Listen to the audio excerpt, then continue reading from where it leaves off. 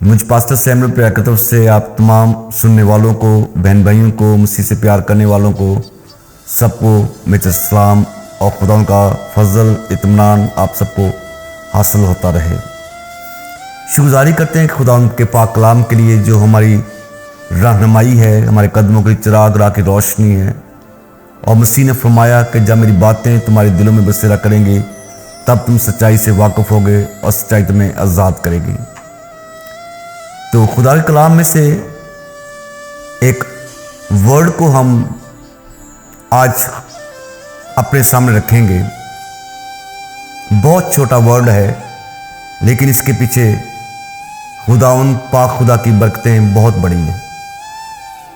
और बाइबल मुक़द्दस में कई मर्तबा बेश मर्तबा ये वर्ड आया है इफ, और जिसको उर्दू की बाइबल मुक़द्दस में अगर का लफ्ज़ लिखा गया है।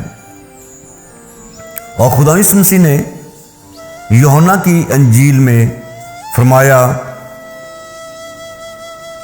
उसके 8वें बाब और 36वीं आयत में, बस अगर बेटा तुम्हें आज़ाद करेगा तो तुम वाकया आज़ाद होगे।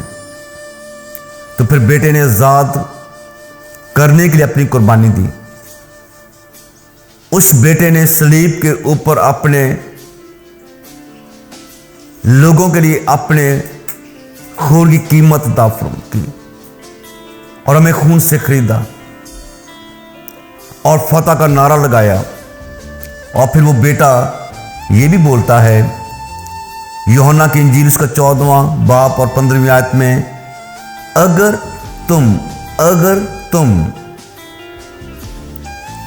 तुम मुझसे मोहब्बत रखते हो।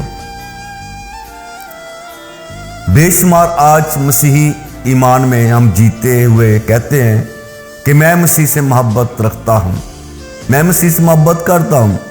यकीनन हमें ये कहना चाहिए, लेकिन खुदावंद यीशु मसीह हमसे कुछ और तवक्को ज़्यादा करता है। और खुदावंद फरमाते हैं अगर तुम मुझसे मोहब्बत रखते हो तो मेरे हुक्मों पर अमल करोगे। खुदावंद हमारे सामने ये बात रखता है कि अगर तुम मुझसे मोहब्बत रखते हो, बिल्कुल ऐसे ही है जैसे कोई जिंदा के बारे में कहा जाए कि जो जिंदा है वो सांस लेगा और जो सांस नहीं लेगा वो फिर मुर्दा है।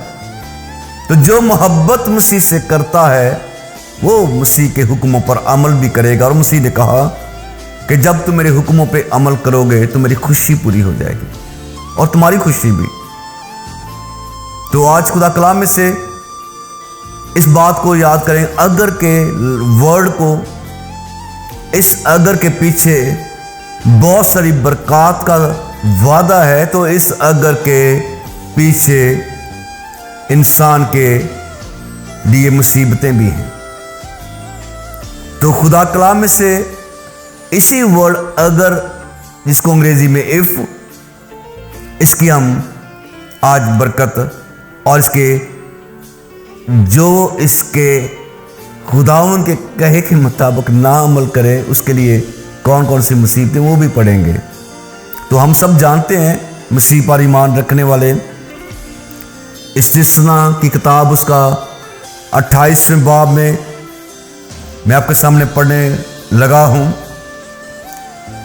28वां बाब और उसकी पहली आयत में, और अगर तू खुदावंद अपने खुदा की बात को जान फशानी से मानकर उसके इन सब हुक्मों पर जो आज के दिन मैं तुझको देता हूं एहतियात से अमल करे तो इसके बाद अगर और तो के वर्ड के बाद वादा है। अगर तू ऐसा करे तो खुदावंद तेरा खुदा दुनिया के सब कौमों से ज्यादा तुझको सरफराज करेगा, ये वादा है। अगर तू करेगा तो कंडीशन है, इस कंडीशन को पूरा करना पड़ेगा। ये चॉइस नहीं कि कोई करे चाहे ना करे, खुदावंद का ये कलाम है। और खुदावंद कहते हैं कि फिर तू करेगा तो खुदावन तेरा खुदा दुनिया की सब कौमों से ज्यादा तुझको सरफराज करेगा। अगर तू खुदावन अपने खुदा की बात सुने तो ये सब बरकतें तुझ पर नाज़िल होंगी और तुझको मिलेंगी। बरकतें नाज़िल होंगी और तुझको मिलेंगी अगर तू सुने।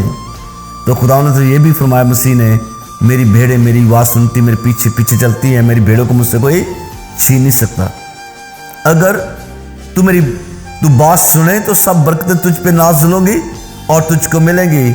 शहर में भी तू मुबारक होगा, खेत में भी मुबारक होगा, तेरी औलाद और तेरी ज़मीन की पैदावार और तेरे चौपायों के बच्चे यानी गाय बैल की बढ़ती और तेरी भेड़ बकरियों के बच्चे मुबारक होंगे।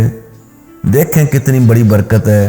अगर तू करेगा तो तब तो फिर क्या होगा, तेरे बच्चे मुबारक हो गए, तेरे घर के जो माल मवेशी है उनके बच्चे भी मुबारक होंगे। तू अंदर आते वक्त मुबारक होगा, बाहर जाते वक्त भी मुबारक होगा। खुदावन तेरे दुश्मनों को जो तुझ पर हमला करे तेरे रूबरू शिकस्त दिलाएगा। वो तेरे मुकाबला को तो एक ही रास्ता से आएंगे पर सात सात रास्तों से होकर तेरे आगे से भागेंगे। तो फिर फायदा किदे च है? फायदा ਇਹਦੇ ਚ ਹੀ खुदा दी गल्लां ਨੂੰ ਮੰਨਣ ਚ, फायदा ਇਹਦੇ ਚ ਹੀ खुदा दी गल्लां सुनण च। और ਜਿਹੜਾ खुदा दी गल्लां सुनदा है, खुदा दी बातें मानता जान फशानी से उसके लिए उसकी औलाद के लिए भी बरकत का वादा है और उसका सरफराजी का वादा है।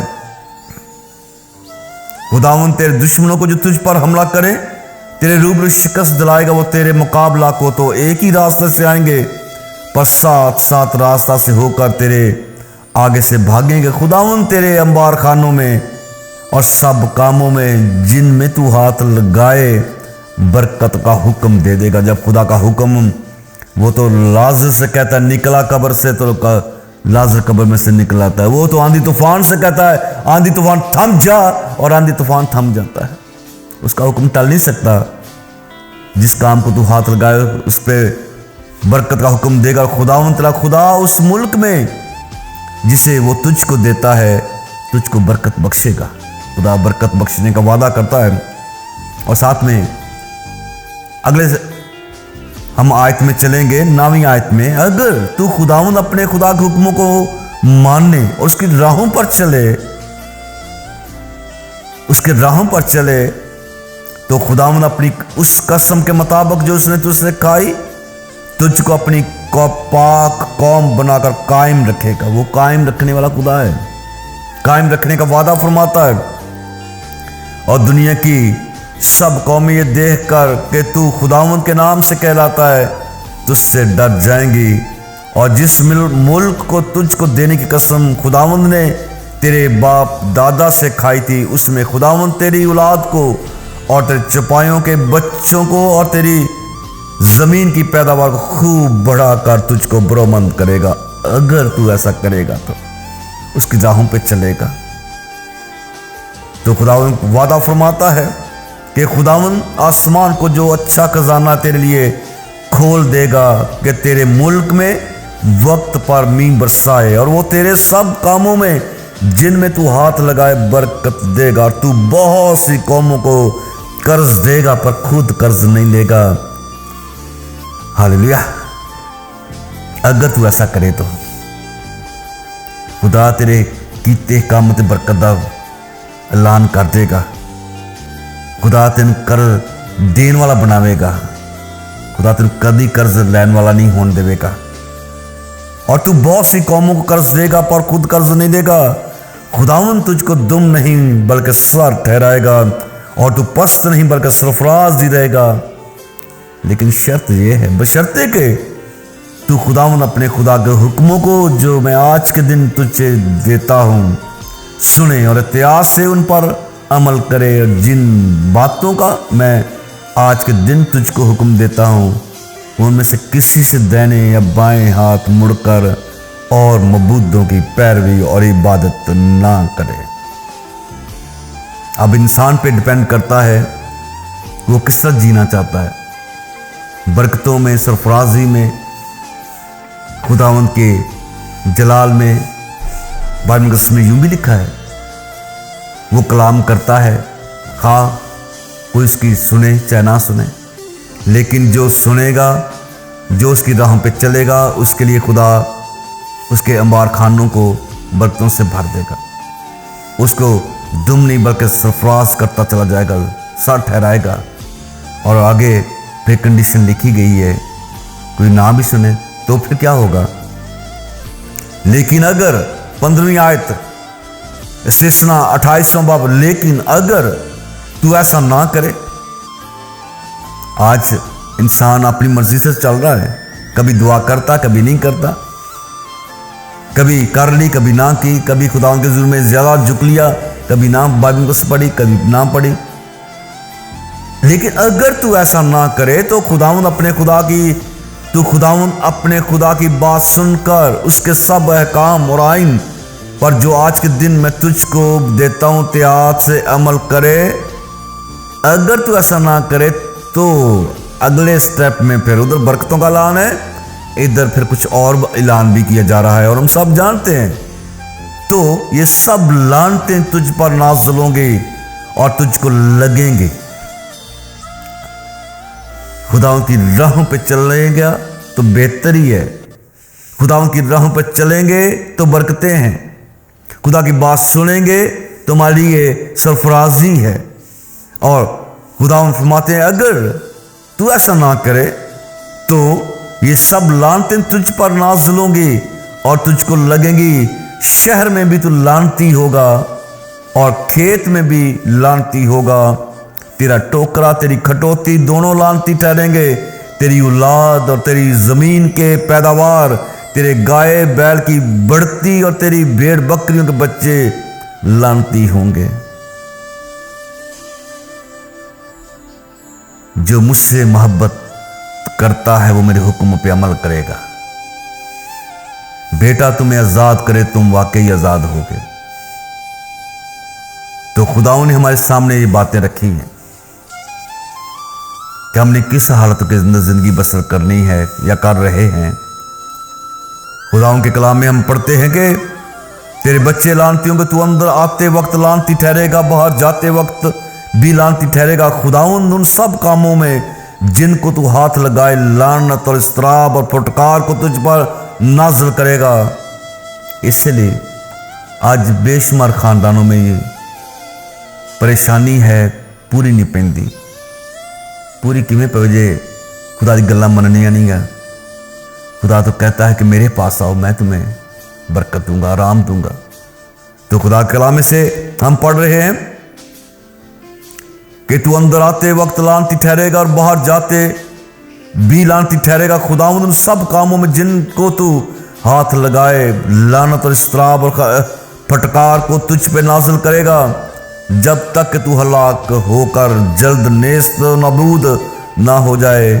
और ये तेरी उन बदअमालियों के सबब से होगा। दाऊद कहता कि मेरे जख्म होए बदबूदार कमाल, बिल्कुल सड़े मेरी बेअकली दे नाल। होवे बंदा खुदा दा ते खुदावंद दे हुक्मां ते अमल ना करे, करदा मोहब्बत दे दावे ते खुदा दे हुक्मां ते ना चले, ते जे चलेगा तो फायदा, अगर नहीं चलेगा तो फिर मुश्किलां मुसीबतां। और खुदा कलाम में खुदा फरमाते हैं कि ये तेरी उन बद अमालियों के सबब से होगा जिनको करने की वजह से तू मुझको छोड़ देगा। दाऊद ने बोला था कि तेरे बाजू मेरी नहीं उपले आई। ये ना सोचा जावे कि मैं काम कर रहे हैं तो मेरे ना खुदा दा भी रिश्ता बनया। नो, खुदा कलाम कहता कि मुझे छोड़ देगा जो मेरे हुक्म पे अमल ना करेगा, जो मेरी राहों पे ना चलेगा। इन वजह से तू मुझे छोड़ देगा। खुदावंद ऐसा करेगा कि वो बात तुझसे लिपटी रहेगी जब तक वो तुझको उस मुल्क से जिस पर कब्जा करने को तू वहां जा रहा है फना ना कर दे।